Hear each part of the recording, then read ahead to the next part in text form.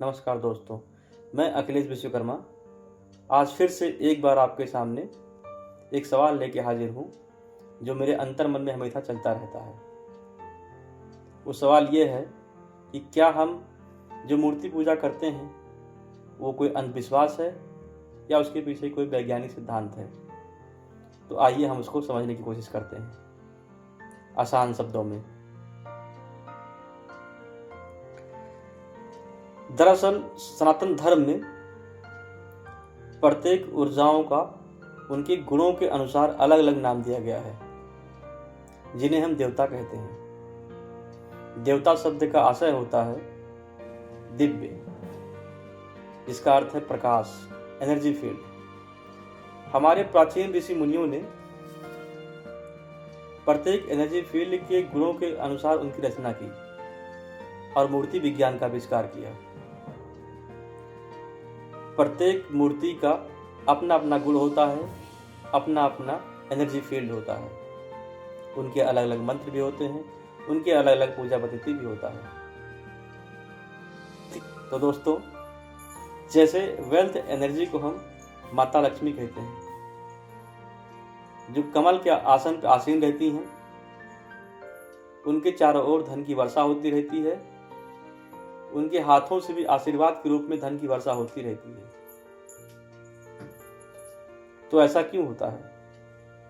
ऐसा उनको क्यों दर्शाया गया है?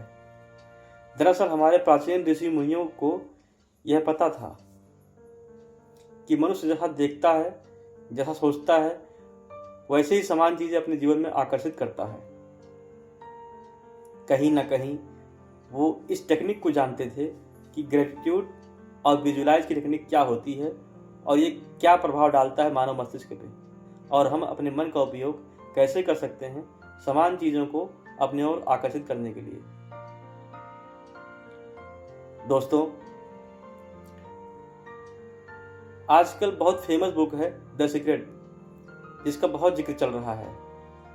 उसमें भी यही टेक्निक का उपयोग किया गया है, जिसमें वो हमें सिखाते हैं कि लॉ ऑफ अट्रैक्शन क्या है, कैसे, जिसमें हम ग्रेटिट्यूड और विजुअलाइजेशन के जरिए अपने जीवन में शुभता को आकर्षित कर सकते हैं, अपने मनचाही चीज को आकर्षित कर सकते हैं, और यूनिवर्स हमें प्रदान करता है, ऐसा वो हमें विश्वास दिलाते हैं। कई लोगों के जीवन में चीज़ें घटित होती हैं, तो उन्होंने विजुलाइज भी किया।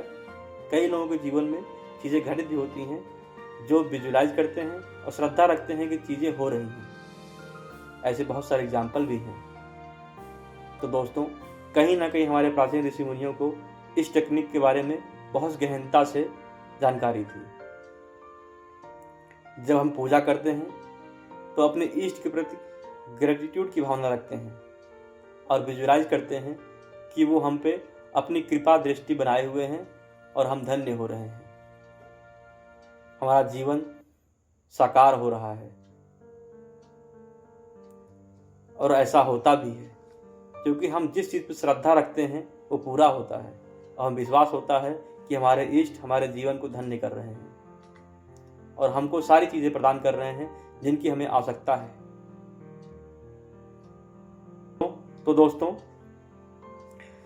इसी टेक्निक के हिसाब से और भी देवी देवताओं के मूर्तियों के स्वरूप हैं। जैसे हनुमान जी हैं, उनका वर्णन चित्रित किया गया है कि उनका विशाल शरीर है, हाथ में गदा है, स्वस्थ और सुंदर हृष्ट-पुष्ट शरीर है। तो हम जब उनके बारे में विजुलाइज करते हैं तो हमें साहस की प्राप्ति होती है। जो लोग शारीरिक कसरत करते हैं, जैसे कि पहलवान, वो ज़्यादातर हनुमान जी के ही चित्र का पूजा करते हैं, क्योंकि उनको शारीरिक शक्ति की ही जरूरत होता है। वैसे ही अन्य देवी देवताओं की भी मूर्तियां हैं और चित्रों का वर्णन है, जिसके लिए हम ग्रेटिट्यूड करते हैं और विजुलाइज करते हैं और हम धन्य होते हैं।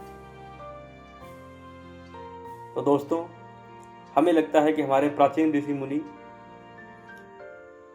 बहुत समय पहले ही सब कुछ जानते थे कि मानव मस्तिष्क कैसे काम करता है।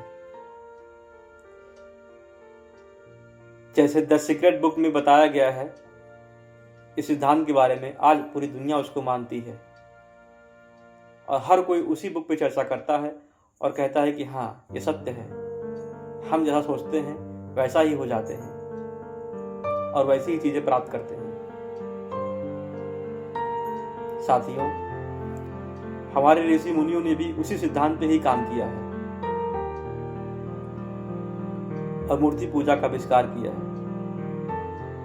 तो मूर्ति पूजा कोई पाखंड या अंधविश्वास नहीं है, उसके पीछे बहुत सटीक और साइंटिफिक कारण है। हमें गर्व है हमारे सनातन धर्म की। जय हिंद, जय भारत।